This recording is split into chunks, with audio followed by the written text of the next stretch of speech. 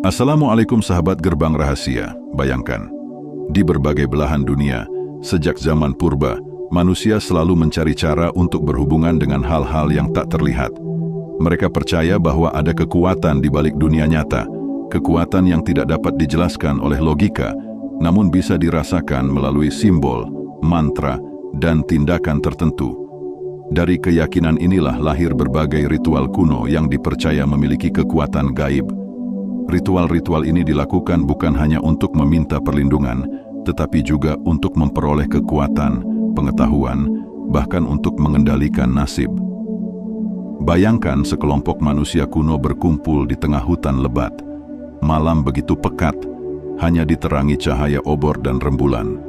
Suara tabuhan gendang dari kulit binatang bergema, disertai lantunan mantra yang diucapkan berulang-ulang. Para tetua suku berdiri di lingkaran batu, mengenakan jubah yang terbuat dari kulit hewan, dengan wajah penuh lukisan simbol. Mereka percaya bahwa setiap getaran suara, setiap asap dupa, dan setiap gerakan tarian mampu membuka pintu antara dunia manusia dan dunia roh. Inilah inti dari banyak ritual kuno, sebuah jembatan gaib untuk berhubungan dengan kekuatan tak kasat mata. Salah satu bentuk ritual yang paling tua adalah persembahan. Manusia kuno percaya bahwa untuk mendapatkan sesuatu dari alam semesta atau roh gaib, mereka harus memberi sesuatu sebagai pengorbanan. Kadang persembahan itu berupa hasil bumi, hewan, atau benda berharga. Namun ada juga yang lebih ekstrim, berupa darah dan kehidupan manusia. Darah dianggap sebagai esensi kehidupan, energi murni yang bisa memuaskan roh dan dewa. Oleh karena itu, ritual persembahan darah dilakukan dengan penuh keyakinan bahwa roh akan memberikan balasan berupa kekuatan atau keberuntungan. Di beberapa kebudayaan, ritual kuno juga menggunakan simbol-simbol khusus yang diukir pada batu, kayu, atau tulang. Simbol ini dianggap sebagai bahasa rahasia yang bisa dimengerti oleh roh. Misalnya, spiral dianggap sebagai lambang perjalanan jiwa, lingkaran melambangkan keabadian, dan garis zigzag melambangkan hubungan dengan dunia langit. Ketika simbol ini dipadukan dengan mantra, terciptalah medan energi yang dipercaya mampu memanggil kekuatan gaib. Ritual kuno tidak selalu identik dengan kegelapan.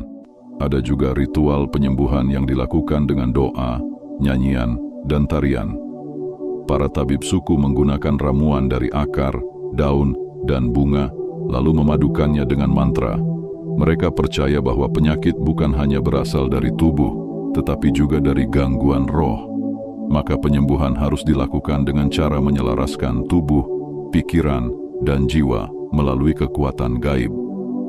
Dalam prosesnya, pasien duduk di lingkaran api, mendengarkan lantunan mantra yang diulang-ulang sampai memasuki keadaan trans, di mana roh penyembuh dipercaya hadir untuk mengangkat energi buruk dari tubuh. Ritual kuno tidak selalu identik dengan kegelapan. Ada juga ritual penyembuhan yang dilakukan dengan doa, nyanyian, dan tarian. Para tabib suku menggunakan ramuan dari akar, daun, dan bunga, lalu memadukannya dengan mantra. Mereka percaya bahwa penyakit bukan hanya berasal dari tubuh, tetapi juga dari gangguan roh. Maka penyembuhan harus dilakukan dengan cara menyelaraskan tubuh, pikiran, dan jiwa melalui kekuatan gaib. Dalam prosesnya, pasien duduk di lingkaran api, mendengarkan lantunan mantra yang diulang-ulang sampai memasuki keadaan trans, di mana roh penyembuh dipercaya hadir untuk mengangkat energi buruk dari tubuh. Salah satu hal yang menarik adalah keyakinan bahwa waktu dan tempat tertentu memiliki kekuatan gaib lebih kuat. Misalnya, malam bulan purnama dianggap sebagai waktu paling sakral untuk ritual. Sinar bulan dipercaya membuka jalan bagi energi roh untuk turun ke dunia manusia. Tempat-tempat seperti gua, gunung, atau persimpangan jalan dianggap memiliki aura gaib, sehingga sering dipilih sebagai lokasi ritual. Gua dilihat sebagai rahim bumi, tempat roh bersemayam. Gunung dianggap sebagai tiang penghubung antara bumi dan langit, sedangkan persimpangan jalan dipercaya sebagai titik pertemuan energi dari berbagai arah. Ada pula ritual kuno yang menggunakan musik dan tarian sebagai media. Bunyi gendang yang dipukul berulang dengan ritme tertentu mampu membawa peserta ritual ke dalam keadaan ekstase. Dalam kondisi itu, kesadaran manusia berubah. Mereka merasa berada di luar tubuh, seolah berhubungan langsung dengan dunia roh. Tarian berputar, gerakan tangan yang berulang, dan hentakan kaki dipercaya sebagai bahasa yang bisa dipahami oleh roh. Semakin lama tarian dilakukan, semakin kuat pula ikatan antara manusia dan kekuatan gaib. Di beberapa tradisi kuno, penggunaan topeng juga menjadi bagian penting dari ritual.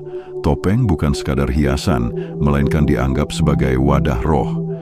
Ketika seseorang mengenakan topeng, ia tidak lagi menjadi dirinya sendiri, melainkan berubah menjadi perwujudan roh atau dewa yang diwakilinya.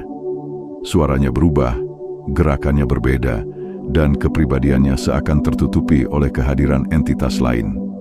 Hal ini dipercaya membuka ruang komunikasi langsung antara dunia nyata dan dunia gaib. Ritual kuno seringkali juga melibatkan elemen alam seperti api, air, tanah, dan udara. Api digunakan untuk memurnikan, membakar energi buruk, sekaligus menjadi cahaya yang memanggil roh. Air dianggap sebagai media pembersih, digunakan untuk menyucikan tubuh atau benda sakral. Tanah melambangkan kekuatan kehidupan, tempat segala energi berasal, sehingga banyak ritual yang menggunakan tanah sebagai media penguburan persembahan. Udara, lewat hembusan napas atau asap dupa, dipercaya sebagai sarana menyampaikan doa ke dunia roh. Di dalam ritual kuno, mantra adalah unsur yang tak terpisahkan. Mantra dianggap sebagai kata-kata suci yang memiliki getaran gaib. Kata-kata ini bukan hanya sekadar ucapan, melainkan suara yang diyakini mampu mengguncang dimensi lain. Pengucapan mantra dilakukan berulang-ulang agar getarannya semakin kuat, hingga akhirnya membuka jalan menuju dunia roh. Dalam banyak budaya, mantra tidak boleh diubah atau diucapkan sembarangan, karena diyakini bisa mendatangkan bencana jika salah melafalkannya. Seiring berjalannya waktu, banyak ritual kuno yang mulai dilupakan, namun jejaknya masih terlihat dalam berbagai budaya modern. Misalnya, upacara adat, tarian sakral, hingga doa-doa khusus yang masih dipercaya memiliki kekuatan. Bahkan ada yang masih melakukan ritual lama dengan bentuk yang lebih sederhana, seperti menyalakan lilin, menabur bunga, atau berdiam diri di tempat sakral. Walaupun banyak yang meragukan kekuatan gaibnya, bagi sebagian orang ritual ini tetap menjadi warisan berharga yang menghubungkan manusia dengan leluhur dan alam semesta. Menariknya, banyak kisah mistis yang masih melekat pada ritual kuno. Ada cerita tentang orang-orang yang melakukan ritual untuk mendapatkan kekayaan instan, namun harus membayar harga mahal berupa kehilangan jiwa. Ada juga kisah tabib kuno yang mampu menyembuhkan penyakit hanya dengan doa dan air, hingga membuat orang percaya bahwa ia memiliki ilmu gaib. Semua cerita ini, baik nyata atau legenda, memperkuat keyakinan bahwa ritual kuno memang menyimpan misteri yang belum sepenuhnya terungkap. Dalam pandangan spiritual, ritual kuno adalah cara manusia mencari harmoni dengan energi semesta. Mereka percaya bahwa segala sesuatu di alam ini memiliki roh, pohon, batu, sungai, bahkan angin. Dengan melakukan ritual, manusia berusaha menjaga keseimbangan agar energi alam tetap selaras dengan kehidupan mereka. Jika keseimbangan terganggu, bencana bisa datang, baik berupa penyakit, gagal panen, atau konflik. Oleh karena itu, ritual dilakukan bukan sekadar tradisi, melainkan kebutuhan untuk menjaga hubungan dengan alam dan roh penjaga.